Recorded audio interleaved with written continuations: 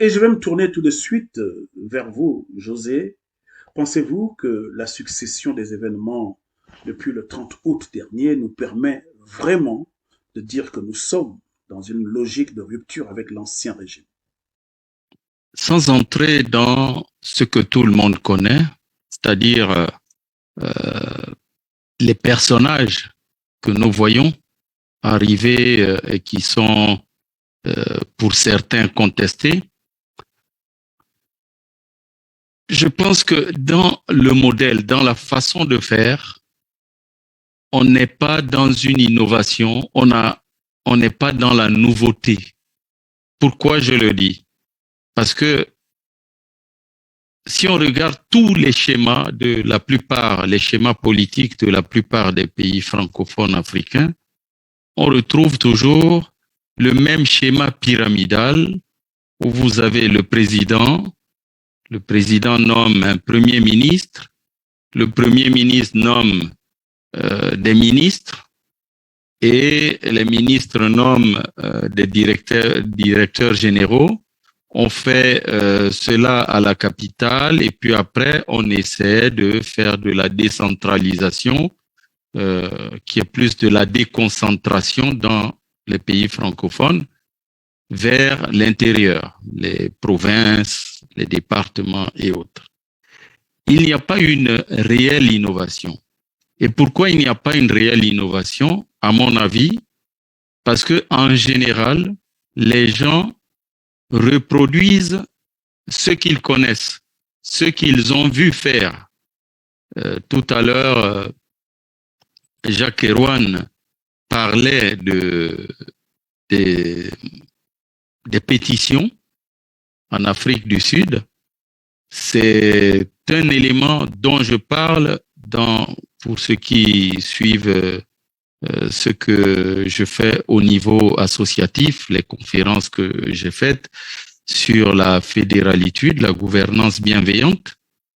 Je décris un autre modèle dans lequel on commence par, en fait, l'exécutif n'est plus dans un schéma pyramidal, mais dans un schéma de collaboration, de coopération à travers un directoire, un collège, et ce collège est constitué, dans le cas du Gabon, on pourrait le constituer de 9 ministres, de ministres qui ont eu une certaine légitimité du peuple parce qu'au préalable, ils doivent avoir été élus soit comme députés, soit comme sénateurs.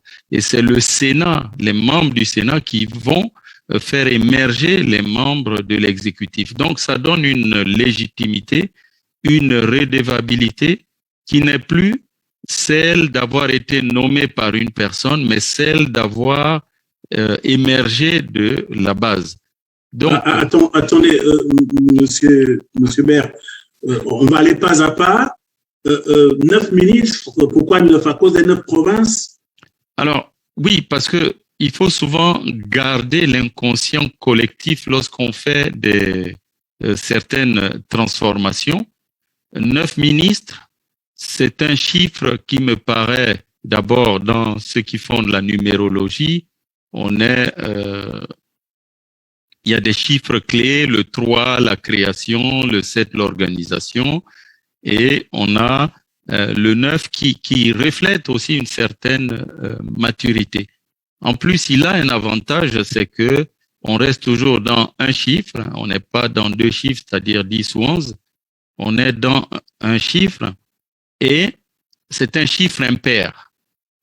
Alors, vu la taille du Gabon et quand on voit le nombre de ministères qu'à chaque fois on est obligé de recréer, il y a même une déperdition dans la méthodologie, dans l'efficacité, dans l'efficience, parce que chacun qui vient au pouvoir essaie de recréer un ministère et avec de nouveaux process, avec de nouvelles directions, avec de nouveaux intitulés. Donc, 9 pour moi, ça paraît quelque chose de gérable parce qu'avec 9, on peut tout traiter dans un pays. Alors, quels seraient ces ministères? Au niveau de l'État central, ce serait tout ce qui est régalien. Donc, il y a la défense, il y a l'intérieur, il y a l'intérieur et la sécurité, il y a les affaires étrangères, l'immigration, l'énergie, donc tout ce qui est vraiment stratégique. Concerne la puissance publique. Voilà, la puissance publique. L'indépendance de l'État. L'indépendance de l'État. Exactement, mais avec une influence sur tout le territoire. Je veux dire, quand on assure la défense du Gabon, on ne l'assure pas qu'à Libreville. C'est un sujet qui concerne tout le territoire. Quand on parle de la politique énergétique, ça doit être quelque chose de global. Donc, pareil, la sécurité intérieure, donc le ministère de l'Intérieur, l'immigration, tous ces sujets, les affaires étrangères, c'est des choses qui se font avec comme interface Gabon. Ça, c'est au niveau de l'État central. Et ensuite, moi, ce que je vois pour un pays comme le Gabon, de 267 667 km², l'échelon de la province, il y a 9 provinces. Donc, si on fait un calcul à la louche, 267 000 km² divisé par 9, on se retrouve à des territoires de 30 000 km², c'est l'équivalent de la Belgique. Deux choses. On aurait donc l'État central qui déléguerait cette fois de réelles compétences locales au département. Donc tout ce et plus aux provinces. Et plus aux provinces. La province disparaît. Mais on a les départements qui, elles, vont travailler au jour le jour en s'appuyant sur une autre entité un peu plus petite, plus à l'échelle encore humaine, c'est la commune. Les communes, elles peuvent être rurales ou elles peuvent être urbaines. Là, on parle de villes. Donc, ce seraient les communes. Du coup, le Gabon n'aurait plus que 2 échelons. Le pouvoir central, basé à Libreville, et le pouvoir local qui quadrillerait tout le Gabon à travers les 49 départements. Du coup, la communication, elle se ferait sans intermédiaire, sans des gouverneurs, des préfets et tout ça, directement entre le local et le central, pour tout ce qui est vote des budgets, programmation du développement territorial, etc. Et le pouvoir central, lui, n'interviendrait que sur de grands projets qui dépassent la taille des départements, comme on l'a vu à l'époque, le transgabonais, si on veut faire une route nationale gabonaise ou des routes nationales. Juste à titre de rappel, permettez-moi, mon cher José, puisque nous l'avons déjà évoqué tous les deux, de dire que vous vous situez dans une logique où il faut considérer que les militaires ont créé un événement qui place le peuple gabonais devant une page blanche de leur histoire, au lieu donc d'observer une attitude attentiste qui consiste à dire que les militaires ont fait le coup d'État, ils vont arranger le pays. Il faut que les Gabonais se saisissent de cette opportunité, de cette occasion pour s'investir en masse dans la refondation des institutions de la République, et ceci avec des propositions concrètes qui devraient être versées sur la table de ce qui assure la transition. Comme disait Mandela, tout ce qui est fait pour nous sans nous est fait contre nous. L'euphorie des Gabonais, une fois de plus, suite à la chute de Ali Bongo, surtout cette tendance à dire que les militaires savent ce qu'ils font, on n'a qu'à les laisser travailler. C'est quelque chose qui est propre à éloigner les Gabonais de la conscience que leur pays, c'est maintenant que leur pays a réellement, mais alors là, réellement besoin d'eux.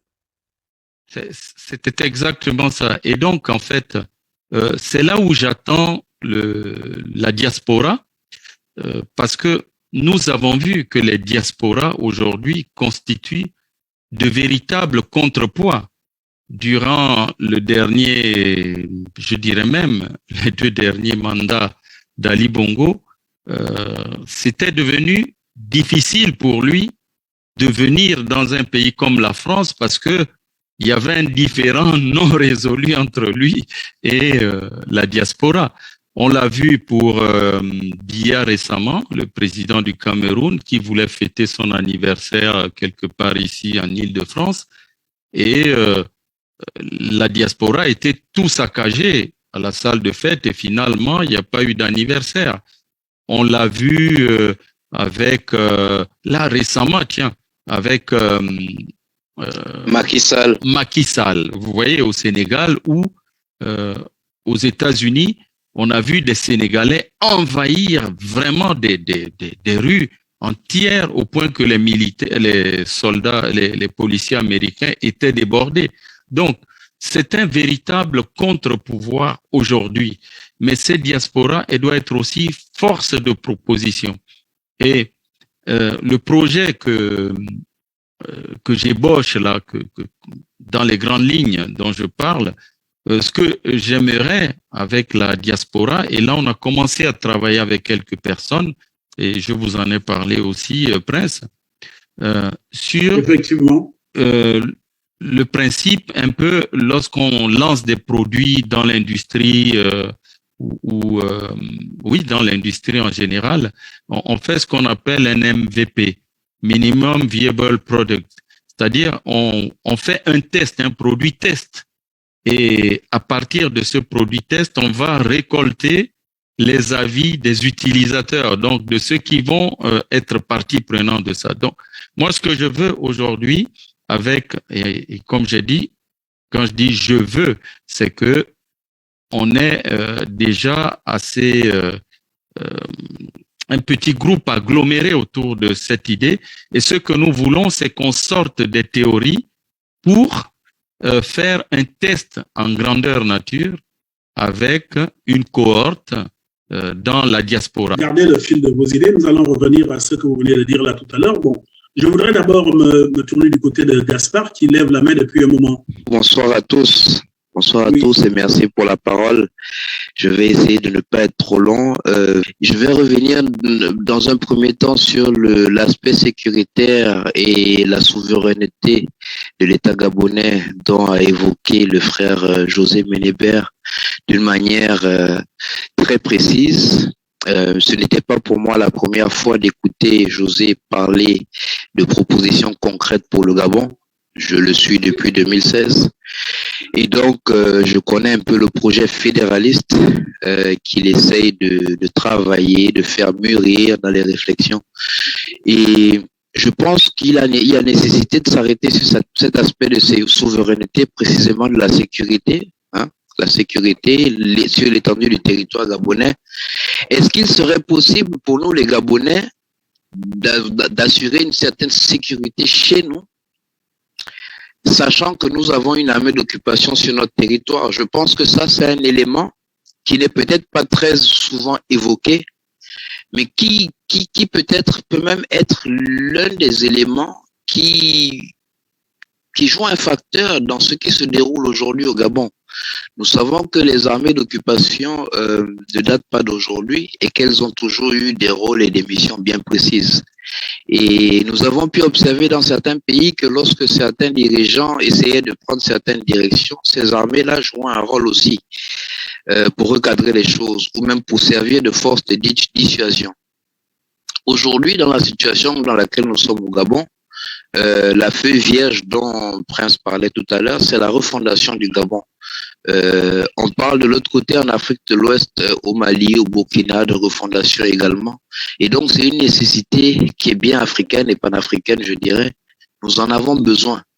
Et donc, il y a quelques possibilités, vu ce qui se passe au Gabon, de pouvoir faire des propositions. Je l'ai remarqué. Il y a d'ailleurs ces derniers temps, du côté de la diaspora, il y a quelques échos qui disent qu'il y avait des propositions à faire, à envoyer au Gabon concernant les quelques noms proposés pour le Sénat gabonais. Ça, c'est un élément, par exemple, qui permettrait d'avoir des personnes sur place qui pourraient servir d'outils pour pouvoir déposer des propositions concrètes et directes et surtout travailler en symbiose, en synchronisation. Le petit bémol là-dedans, c'est que ça aurait été quelque chose de très inclusif. On aurait pu, le fait de ne pas gagner en inclusivité dans une telle action où aujourd'hui nous avons l'opportunité de changer les choses au Gabon, ça peut jouer un défaut dans l'harmonisation des forces pour que nous puissions parvenir à quelque chose. Et aussi, il faut dire que le coup d'État est certes, il est certes passé. J'ai aussi écouté José dire que c'est ce même peuple-là qui aujourd'hui court après les militaires qui peut avoir une autre posture demain. En effet, l'évolution des choses nous montre ces aspects-là. Et d'ailleurs, c'est pourquoi la question de réconciliation et la commission de vérité est d'une nécessité importante. Il est impossible que nous puissions refonder le Gabon ou repartir sur de nouvelles bases et améliorer le climat social et amener la paix sans revenir sur les dégâts. On te perdait un moment, Gaspard. Ouais, je disais que nous ne pouvons pas faire comme si les problèmes du Gabon ou la misère du peuple gabonais ou la misère du peuple gabonais a commencé avec l'arrivée d'Ali Bongo. Le père était là, il a fait 42 ans. Il n'a pas forcément géré de manière magnifique. Et ça c'est quelque chose qu'on a tendance à laisser derrière parce que nous sommes focus sur ce qui se passe aujourd'hui. Et oui, nous avons des historiens ou certains qui font un travail pédagogique qui ne manquent pas de relever cela au passage. Mais je trouve que dans ce qui se fait aujourd'hui, dans la construction de ce qui va se faire maintenant, il est impossible de mettre des bases et d'avancer sur quelque chose si les Gabonais ne se parlent pas, si certains ne demandent pas pardon au peuple gabonais, ce ne sera pas possible. Nous avons des cas comme le Burundi, l'Afrique du Sud, c'est des pays qui ont eu des exemples de cas de réconciliation nationale ou de commission de vérité. Est-ce qu'ils en sont arrivés à des succès? Est-ce qu'ils ont pu aboutir à des résultats positifs? Ou bien cela n'a été que des simulacres? Et qu'est-ce qui nous attend au Gabon? Quelque chose de bien fait ou un simulacre? Tout ça, c'est des questions que nous posons aujourd'hui légitimement. Et je pense que la question de sécurité que j'ai évoquée avec l'armée d'occupation, nous ne pouvons pas faire fi de ça. Au lendemain du coup d'État, nous avons vu la France réagir et prendre une position temporaire de stop de ces activités avec les Gabon. Mais nous avons vu aussi il y a quelques jours, moins d'une semaine, qu'ils ont repris ces activités. Donc, il y a tous ces aspects que le peuple gabonais ne peut pas négliger. Et aujourd'hui, nous sommes à l'ère cosmique du Verseau. Ce n'est pas un hasard si un coup d'État est arrivé au Gabon. Ce n'est peut-être pas forcément seulement la volonté de ceux qui l'ont fait. Mais les peuples ont aujourd'hui un poids et... Ok, merci Gaspard. En fait, je voulais revenir vers José pour un peu encore réévoquer son expérimentation à échelle réelle.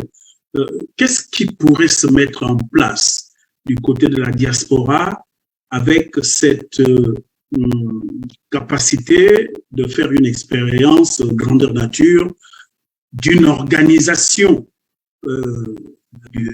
qui pourrait inspirer une organisation du pays?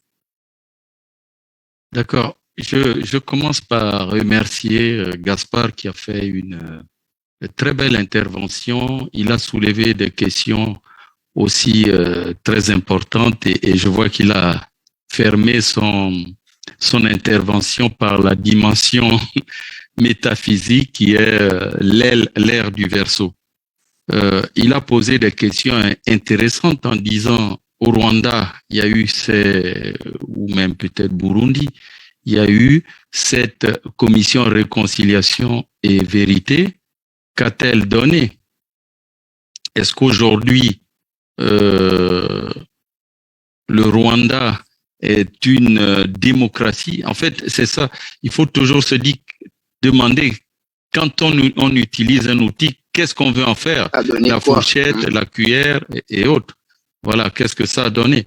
Donc, aujourd'hui, le Rwanda, certes, on en parle comme un bon modèle économique.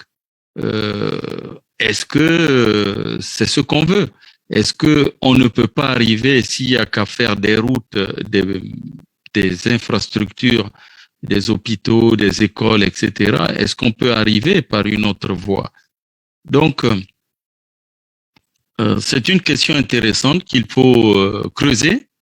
La deuxième qu'il soulevait, c'était l'armée d'occupation. Et je vois ce dont il parle. On a effectivement sur notre territoire une armée qui est là suite à des accords décennaux, enfin qui ont plusieurs décennies, peut-être même plus. C'est l'armée française. Là aussi, on peut obtenir beaucoup de choses, pas forcément avec la force, mais avec l'intelligence, la persuasion, la compréhension des signes du monde. Aujourd'hui, tous ces coups d'État que nous voyons aujourd'hui au Niger, Burkina, Mali et autres, on voit quand même que c'est une manière de se dresser du territoire. On peut, par exemple,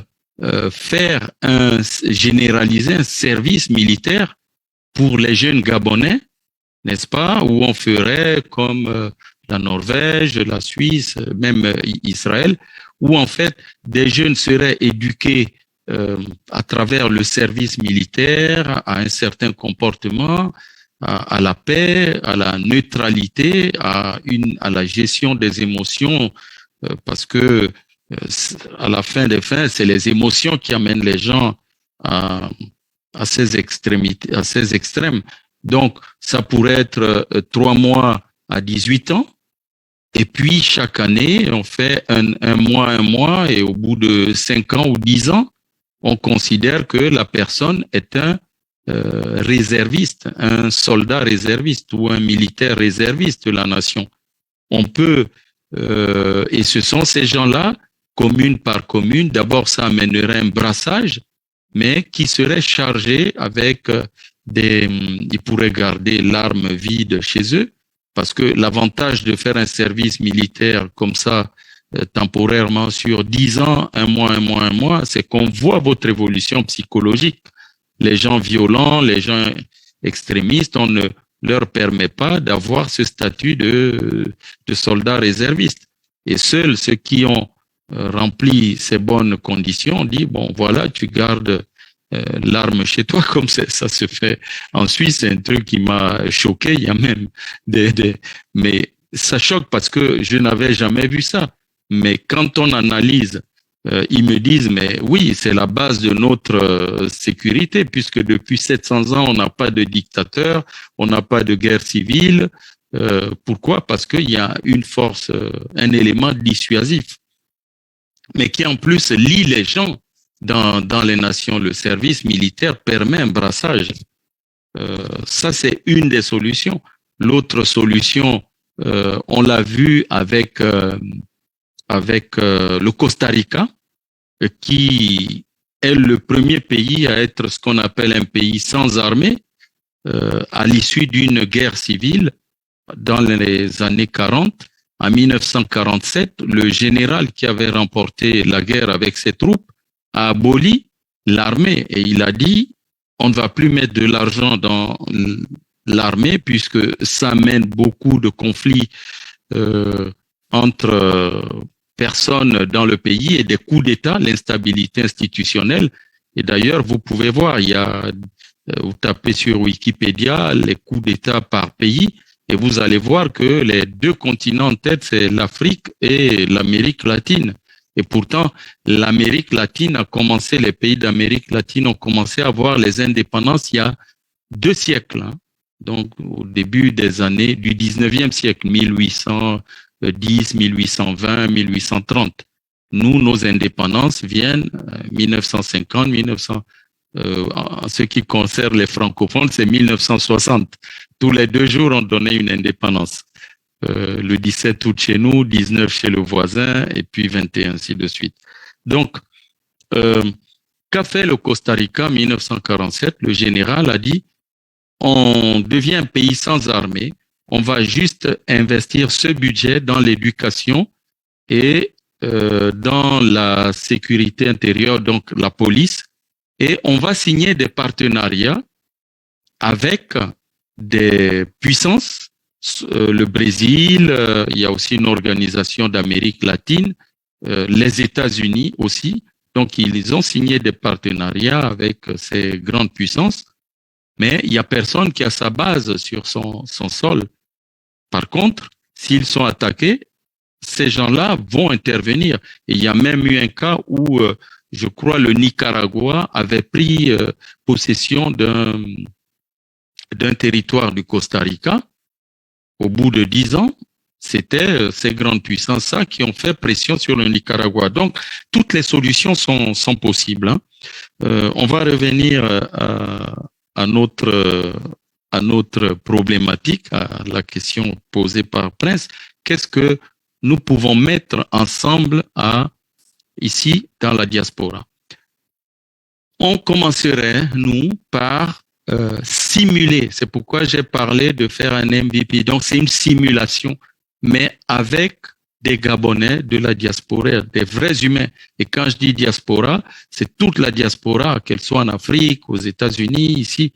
Avec les moyens informatiques, nous pouvons, par exemple, là, faire des réunions comme celle-là, prendre des décisions, des représentations. Donc, on aurait à constituer un parlement, parce que un parlement avec des sénateurs, un sénateur par département. Les sénateurs, leur vocation est de représenter les territoires. Et puis, aujourd'hui, dans notre constitution, on a 143 députés et les députés seraient pareil, élus département par département. Et on ferait la proportionnelle. Donc, les députés représentent le peuple. Du coup, c'est proportionnel à la population du département. Les sénateurs représentent les territoires. Un territoire égale un sénateur, plus un suppléant, comme une personne en réserve, au cas où le titulaire a des défaillances à un moment donné, soit pour sa vie personnelle, la carrière ou la santé. Donc, ça, ce serait la première chose à mettre en place, ce parlement des Gabonais de la diaspora. Le but de ce parlement serait ensuite de faire émerger les 9 ministres, de faire émerger les 9 ministres de ces Gabonais qui ont été élus, donc qui sont légitimes.